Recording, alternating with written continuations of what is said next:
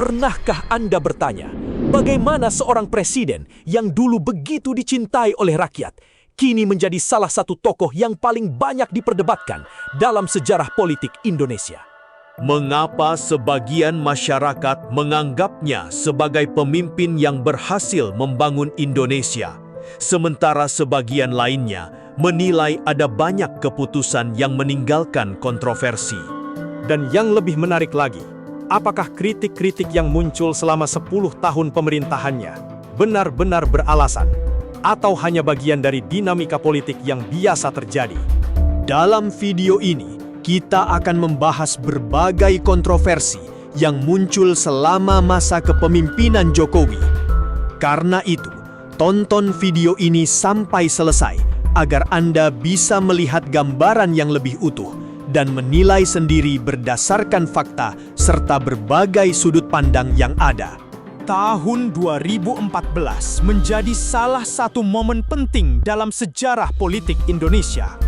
Saat itu, seorang pria sederhana dari Solo berhasil memenangkan pemilihan presiden dan mengalahkan lawan politik yang memiliki latar belakang militer yang kuat. Sosok itu adalah Joko Widodo, atau yang lebih dikenal dengan nama Jokowi.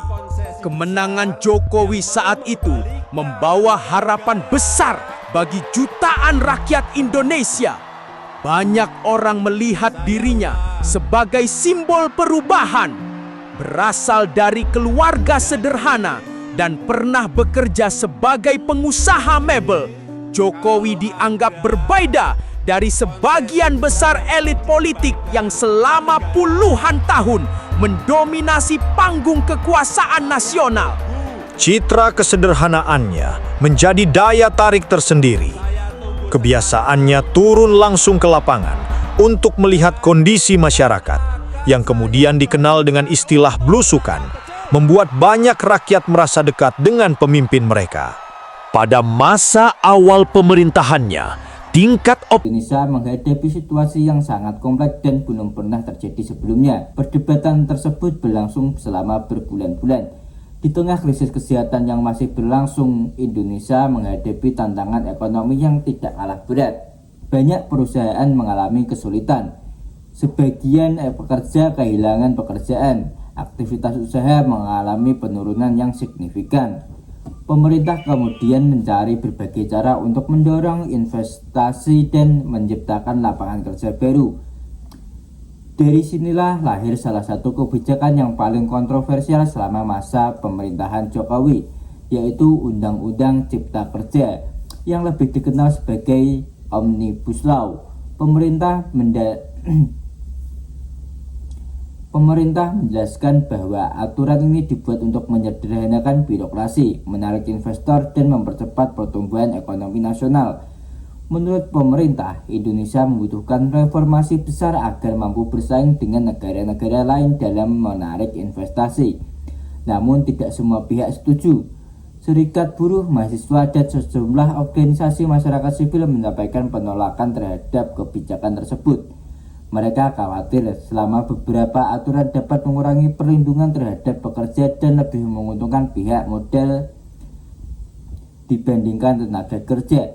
Gelombang demonstrasi kembali terjadi di berbagai daerah.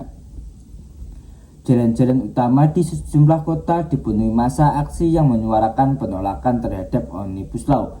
Bentrokan antara demonstran dan aparat keamanan pun terjadi di beberapa lokasi.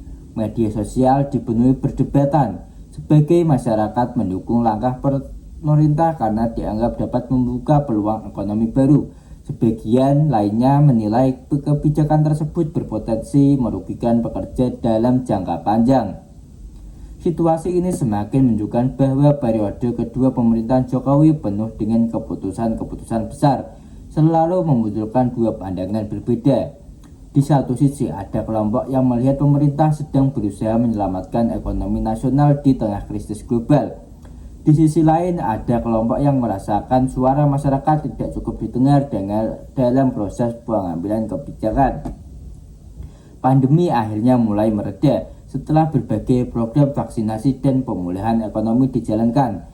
Namun berbagai perdebatan yang muncul selama masa krisis tersebut meninggalkan jejak yang masih terasa hingga sekarang. Dan ketika Indonesia mulai bangkit dari pandemi, pemerintah kembali meluncurkan proyek yang nilainya mencapai ratusan triliun rupiah. Sebuah proyek yang disebut sebagai warisan terbesar Jokowi. Sebuah proyek yang dipuji sebagai simbol masa depan Indonesia tetapi juga dikritik sebagai pemborosan anggaran. Proyek itu adalah Ibu Kota Nusantara atau IKN. Mengapa proyek ini begitu kontroversial dan mengapa hingga hari ini masih menjadi bahan perdebatan?